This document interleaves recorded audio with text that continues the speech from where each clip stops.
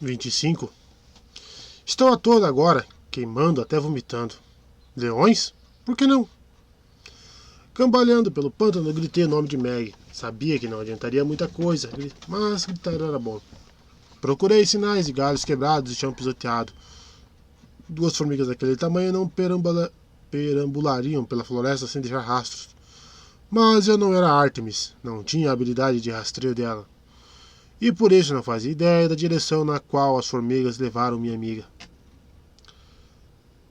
Peguei as espadas de Meg na lama. Na mesma hora elas viraram anéis de ouro tão pequenos, tão fáceis de perder como uma vida mortal. Talvez eu tenha chorado um pouco. Tentei quebrar meu ukulele de combate ridículo, mas o instrumento de bronze celestial resistiu às minhas tentativas. Finalmente, arranquei a corda, enfiei os anéis de Meg nela e pendurei no pescoço. Meg, eu vou encontrar você, murmurei. Eu era o culpado pela captura dela, tinha certeza. Ao tocar música e me salvar, quebrei meu juramento pelo rio Stygia. Em vez de me punir diretamente, Zeus, as Parcas ou todos os deuses juntos transferiram sua fúria para Meg McFry. Como pude ser tão burro? Sempre que eu enfurecia os outros deuses, os mais próximos a mim eram atingidos. Perdi Daphne por causa de um comentário descuidado para Eros. Perdi o belo Jacinto por causa de uma briga com Zéfiro. Agora meu juramento quebrado custaria a vida de Meg. Não, eu disse a mim mesmo. Não vou deixar isso acontecer. Não, eu disse a mim mesmo. Não vou deixar isso acontecer. Estava tão enjoado que mal conseguia andar. Parecia que alguém havia inflado um balão dentro do meu cérebro. Com um esforço, cheguei à beirada do geyser de Pete. Pete! Gritei. Apareça, seu telemarqueteiro covarde! A água subiu na direção do céu com um estrondo, como se o tubo mais grave de um órgão tivesse explodido. No vapor rodopiante, o pálico apareceu com um rosto cinza lama endurecido de raiva. Você me chamou de telemarqueteiro? Perguntou ele. Nós gerenciamos uma empresa de relações públicas. Eu me inclinei e vomitei na cratera, reação que considerei apropriada. Para com isso, reclamou Pete. Preciso encontrar Meg. Eu limpei a boca com a mão trêmula. Os que os Mircos vão fazer com ela? Não sei, respondeu ele. Me diga ou não vou completar sua pesquisa de satisfação do cliente. Pete ofegou. Isso é terrível. Sua opinião é importante para nós. Ele flutuou até mim. Ah, querido, sua cabeça não está nada bem.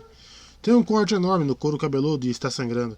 Deve ser por isso que você não está raciocinando direito. Eu não ligo, gritei, o que só fez minha cabeça latejar ainda mais. Onde fica o ninho dos bimercos? Pete retorceu as mãos vaporosas. Ah, era disso que estávamos falando antes. Paul foi para lá. O ninho é a única entrada. De onde? Do bosque de Dodona. Meu estômago se transformou em um bloco de gelo, o que era injusto porque eu precisava de um pouco para a cabeça. O ninho das formigas é o caminho para o bosque? Olha, você precisa de cuidados médicos. Eu falei para Paul que devíamos ter uma estação de primeiros socorros para visitantes. Ele remexeu nos bolsos inexistentes. Me deixe só marcar a localização do chalé de Apolo. Se você pegar um livreto, avisei, vou fazer você engolir inteiro. Agora explique como o ninho leva ao bosque. O rosto de Pete ficou amarelo, ou talvez meu estado estivesse piorando.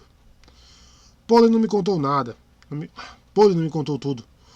Uma área do bosque ficou tão densa que ninguém consegue entrar. Mesmo de cima, os galhos são... Ele entrelaçou os dedos lamacentos, que se derreteram uns dos outros, o que foi bem explicativo. De qualquer modo, ele afastou as mãos. O bosque fica lá. Talvez estivesse adormecido há séculos. Ninguém no comitê sabia da existência dele. Então, de repente, as árvores começaram a sussurrar.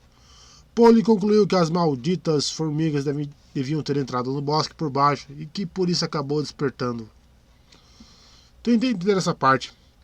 Acho que com o cérebro inchado ficava mais difícil. Para que lado fica o ninho? Ao norte, disse Pete. A uns 800 metros.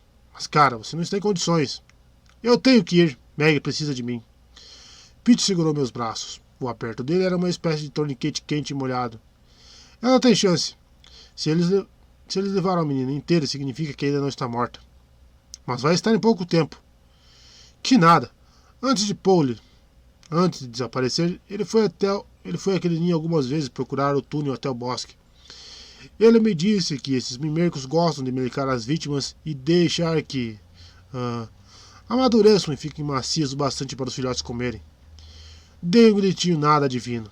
Se ainda houvesse alguma coisa no meu estômago, eu teria botado para fora. Quanto tempo ela tem? 24 horas, mais ou menos.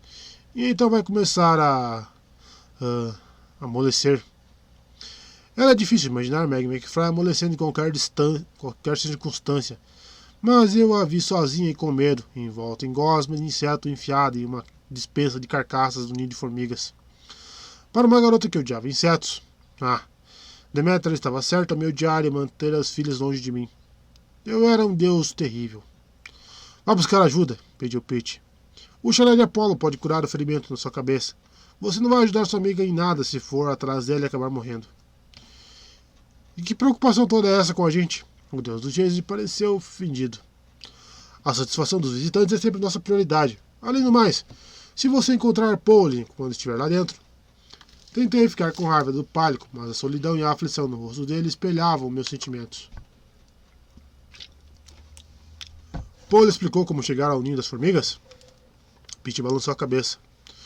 Como eu falei, ele não queria que eu o procurasse. Os mimercos são bem perigosos. E se aqueles outros caras ainda estiverem andando por aí? Outros caras? Eu não mencionei isso? Então, Paul viu 3 humanos armados da cabeça aos pés. Eles também queriam saber onde ficava o bosque. Minha perna esquerda começou a bater de nervosismo, como se sentisse falta da companheira da corrida de 3 pernas. Como Paul soube o que eles estavam procurando? Ele os ouviu falando em latim. Em latim? Eram campistas? Pete abriu as mãos. Eu acho que não. Pela descrição de Paul, eram adultos. Disse que um deles era o líder. Os outros 2 o chamavam de imperador. O planeta inteiro pareceu sair do eixo. Imperador. Você sabe, como em Roma. Sim, eu sei.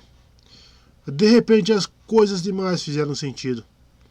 Pedaços do quebra-cabeça se juntaram e formaram uma imagem enorme que me acertou direto na cara. O besta. A Triunvirato S.A. semideuses adultos desaparecidos. Eu estava a um passo de cair no geyser, mas me obriguei a me recompor. Meg precisava de mim mais do que nunca, mas eu teria que fazer isso direito. Teria que ser cuidadoso, mais cuidadoso do que quando aplicava vacina nos cavalos selvagens da carruagem do sol. Pete, falei, você ainda supervisiona juramentos sagrados? Sim, mas... Então ouça meu juramento sagrado. O problema é que você tem uma aura ao redor de você, como se já tivesse quebrado um juramento sagrado. Talvez um que você tenha feito pelo rio Estige? E se você quebrar outro juramento comigo? Eu juro que vou salvar Meg McFry. Vou usar todos os meios a meu dispor para trazê-la de volta sã e salva e na toca de formigas. E esse juramento anula qualquer juramento anterior que eu tenha feito. Juro pelas suas águas sagradas e extremamente quentes. Pete fez uma careta. Bom, tudo bem. Está feito agora. Mas tenha em mente que, se você não cumprir esse juramento, se Meg morrer, mesmo que não seja culpa sua, você vai encarar as consequências. Já estou amaldiçoado por ter quebrado meu juramento anterior. Que importância tem? Mas sabe, os juramentos pelo rio Estige podem levar anos para destruir você. São como um câncer. Já os meus juramentos... Pete deu de ombros. Se você quebrá-los, não tem nada que eu possa fazer para impedir sua punição. Onde quer que você esteja, um geyser vai surgir aos seus pés na mesma hora e ferver você vivo. Tentei impedir meus joelhos de baterem um no outro. Sim, é claro que eu sabia disso. Eu mantenho meu juramento. Você não tem escolha agora. Certo. Acho que vou cuidar dos meus ferimentos. Vacilante, parti. O acampamento fica na outra direção, indicou Pete. Fui para o lado oposto. Lembre-se de preencher nossa pesquisa online, gritou Pete atrás de mim. Só por curiosidade, em uma escala de 1 a 10, como você avaliaria sua satisfação geral com a floresta do acampamento meio-sangue? Eu não respondi. Estava muito ocupado vagando pela escuridão da floresta e avaliando em uma escala de 1 a 10 o sofrimento que talvez precisasse encarar no futuro próximo. Eu não tinha forças para voltar ao acampamento. Quanto mais eu andava, mais claro isso ficava. Minhas juntas estavam ficando moles. Eu me sentia uma marionete, e por mais que gostasse de controlar mortais lá em cima, lá de cima no passado, estar do outro lado das cordas não me agradavam nem um pouco. Minhas defesas estavam no nível 0. O menor cão infernal ou dragão poderia ter transformado o grande Apolo em comida. Se um texugo irritado tivesse atacado, eu estaria ferrado. Eu me encostei em uma árvore para recuperar o fôlego e ela parecia me empurrar para longe, sussurrando em uma voz da qual eu me lembrava muito bem. Continue andando, Apolo. Você não pode descansar aqui. Eu amei você, murmurei. Parte de mim sabia que eu estava delirando, imaginando coisas, resultado da concussão que arranjei na cabeça, mas juro que vi o rosto da minha amada Daphne surgindo em cada tronco de árvore pela qual eu passava, com as feições brotando na casca como uma miragem de madeira, o nariz ligeiramente torto, os olhos verdes afastados, os lábios que nunca beijei, mas com os quais nunca parei de sonhar. Você amou todas as garotas bonitas, repreendeu-me ela. E todos os garotos bonitos também. Você amou todas as garotas bonitas, repreendeu-me ela. E todos os garotos bonitos também. Não como você, gritei. Você foi o meu primeiro amor verdadeiro. Oh, Daphne. Use minha coroa, disse ela, e se arrependa. Fui tomado por algumas lembranças, eu correndo atrás dela, o aroma de flor na brisa, o corpo leve correndo pela luz irregular da floresta. Eu a segui pelo que pareceram anos, talvez tenham sido. Durante séculos culpei Eros. Em um momento de descuido, eu havia ridicularizado a habilidade de Eros com um arco. Por vingança, ele me atingiu como uma flecha de ouro, direcionando todo o meu amor para a bela Daphne. Mas isso não foi o pior. Ele também acertou o coração de Daphne com uma flecha de chumbo, afastando toda e qualquer possibilidade de afeto que ela poderia nutrir por mim. As pessoas precisam entender uma coisa. As flechas de Eros não fazem uma emoção surgir do nada. Elas só fazem florescer um potencial que já esteja lá. Daphne e eu poderíamos ter sido um par perfeito. Ela foi meu verdadeiro amor. Poderia ter me amado. Mas, graças a Eros, meu amorômetro estava batendo no 100%, enquanto o de Daphne só tinha lugar para o ódio, que, claro, é o lado oposto do amor. Nada é mais trágico do que amar uma pessoa até as profundezas da sua alma, sabendo que ela não pode e não vai amar você nunca. As histórias dizem que só fui atrás dela por capricho, que ela era só mais uma garota bonitinha da minha lista de conquistas. Bom, as histórias estão erradas. Quando Daphne implorou para que Gaia transformasse em um loureiro para fugir de mim, parte do meu coração, tal qual a casca de uma árvore, também endureceu. Eu inventei a coroa de louros para comemorar meu fracasso, para me punir do destino do meu maior amor.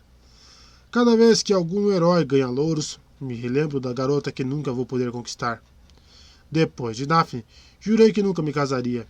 Às vezes eu alegava que era porque não conseguia me decidir entre as 9 musas. Era uma história conveniente. As 9 musas eram minhas companheiras constantes, todas lindas à sua maneira. Mas elas nunca fizeram meu coração bater mais forte, como Daphne havia feito. Só outra pessoa me afetou de forma tão profunda, o perfeito Jacinto, e ele também foi tirado de mim. Todos esses pensamentos perambulavam por meu cérebro ferido. Eu cambaleei de árvore em árvore, me apoiando nelas, fazendo os galhos mais baixos de corrimão. Você não pode morrer aqui, sussurrou Daphne. Tenho um trabalho a fazer. Você fez um juramento. Sim, meu juramento. Meg precisava de mim. Eu tinha que... Caí de cara na lama gelada. Não tenho certeza quanto tempo fiquei lá. Um focinho quente expirou no meu ouvido. Uma língua áspera lambeu minha cara. Achei que tivesse morto e que Cérebro tivesse me encontrado nos portões do mundo inferior. De repente o animal me empurrou e eu fiquei deitado de costas. Galhos escuros cortavam o céu. Eu ainda estava na floresta. A cara dourada de um leão apareceu acima de mim, com os olhos cor de âmbar, belos e mortais. Ele lambeu meu rosto, talvez averiguando se eu daria um bom jantar. Pff! Cuspi um pouco da juba que tinha entrado na minha boca. Acorde, disse uma voz de mulher em algum lugar à minha direita. Não era Daphne, mas era vagamente familiar. Consegui levantar a cabeça. Ali perto, um segundo leão estava sentado aos pés de uma mulher com óculos escuros e uma tiara prateada e dourada no cabelo trançado. O vestido de batique com estampas de folhas de samambaia. Os braços e as mãos cobertos por tatuagens de rena. Ela estava diferente do meu sonho, mas eu a reconheci. Reia, gemi. Ela inclinou a cabeça. Paz, Apolo. Não quero chatear você, mas nós precisamos conversar.